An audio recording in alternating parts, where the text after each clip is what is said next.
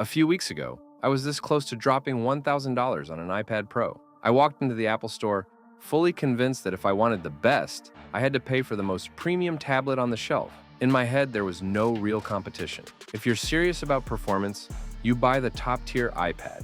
End of story. But fast forward to today, and I'm using a $400 Android tablet that, in several important ways, actually outperforms what I almost bought. And I'm not saying that for drama or clicks. I've got the receipts, the benchmarks, and way too many late nights testing games, apps, and battery drain to prove it. Here's the truth that completely changed my perspective. Most people don't need a $1,000 tablet. In fact, you can get about 90% of the same real-world experience for less than half the price. Sometimes even better performance in specific areas. Over the past month, I tested 6 tablets that honestly feel like they shouldn't exist at their price points. And the results? They forced me to rethink everything I thought I knew about the tablet market. Let me start with something that genuinely shocked me. A $450 tablet recently outperformed my friend's $800 Samsung Galaxy Tab in Geekbench, not by a tiny margin either. On top of that, it ran Genshin Impact at max settings without turning into a hand warmer. That's not supposed to happen, but here we are. The first device that made me question my iPad decision was the red Magic Astra. This thing is a gaming monster. It's powered by the latest Snapdragon 8 Elite processor, the same class of chip you'll find in flagship phones that cost twice as much, and it shows. I threw everything at it. Diablo Immortal, Call of Duty Mobile, intense emulation sessions. It handled all of it without stutters. The 9-inch, 165Hz OLED display makes everything feel ridiculously smooth and responsive. Once you experience 165Hz in a fast-paced shooter, going back feels painful. But what really stood out was the active cooling system. Most tablets throttle performance after extended gaming. You can feel them getting warm and suddenly your frame rates dip. Not here. The internal fan and cooling design keep it stable, even during long sessions. And the bypass charging feature, it actually works. After 6 hours of gaming while plugged in, the battery temperature barely moved. Compare that to my iPad, which gets noticeably warm after 2 hours of heavy use. That's a big deal if you game seriously. It also comes with up to 24 gigabytes of RAM, more than a lot of laptops. The only real downside is the Red Magic software. It's not terrible, but it does need tweaking. Thankfully, installing Nova Launcher fixes most of the annoyances in about 5 minutes. For mobile gamers, this tablet completely changes the conversation. Now, if gaming isn't your priority and you want serious productivity, the Nubia Pad Pro might be the best surprise of the year.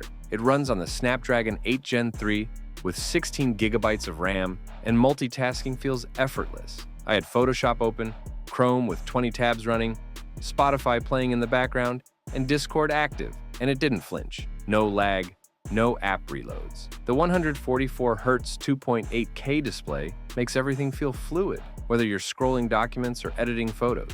And the 66-watt fast charging is no joke. I timed it going from 0% to 100% in under 90 minutes. That's the kind of charging speed that changes how you use a device. You stop worrying about battery. It has a vapor chamber cooling system, so even during heavy workloads, performance stays consistent. Yes, there's a bit of pre-installed software out of the box, but you can remove most of it in 10 minutes. For around $460, you're getting performance that genuinely feels desktop class. But what if you care more about battery life than raw power? That's where the Honor Pad 10 completely surprised me. This thing is a battery monster. With its 10,100 mAh battery and Snapdragon 7 Gen 3, I managed 3 full days of use on a single charge. 8 hours of Netflix, 2 hours in Google Docs, social media, browsing, and I still had 40% left. The 2.5K display looks sharp and vibrant, and the 6-speaker setup with spatial audio is way more immersive than I expected. Watching movies on it actually feels cinematic. It ships with Android 15 and runs Magic OS smoothly. Yes, some apps cap the display at 60 Hz instead of the full 120 Hz. But for most users, that's not even noticeable. At $350, it's an easy recommendation for students or casual users who just want something reliable that lasts forever on a charge. Then there's the Samsung Galaxy Tab S9, which surprised me in a completely different way. It's IP68 waterproof. I actually used it in the shower for a week. Not something I recommend casually, but it handled it perfectly. That kind of durability is rare in tablets. It also comes with the S Pen included, which makes it fantastic for note-taking and drawing. The Exynos 1380 processor isn't a speed demon, but for everyday tasks, it's perfectly fine. What really makes Samsung stand out is software support. 4 major Android updates. That means this tablet will stay relevant longer than most phones. And Samsung DeX turns it into a desktop-style interface when you plug it into an external monitor. For around $320, it's one of the safest long-term buys. If versatility and balance are your priorities, the OnePlus Pad Go deserves serious attention. Its 7:5 aspect ratio makes it ideal for reading, writing, and multitasking. The 2.8K display hits 900 nits of brightness, which means you can comfortably use it outdoors, something most tablets struggle with. The MediaTek Dimensity 7300 Ultra handles everyday tasks easily and even supports moderate gaming. Battery life stretches up to 2 days with its 33-watt charging. It supports a stylus and micro SD expansion, which adds flexibility. Oxygen OS 16 feels clean and smooth without the clutter. At $399, it hits a sweet spot for productivity-focused users. But the tablet that truly made me rethink my iPad purchase was the OnePlus Pad 3.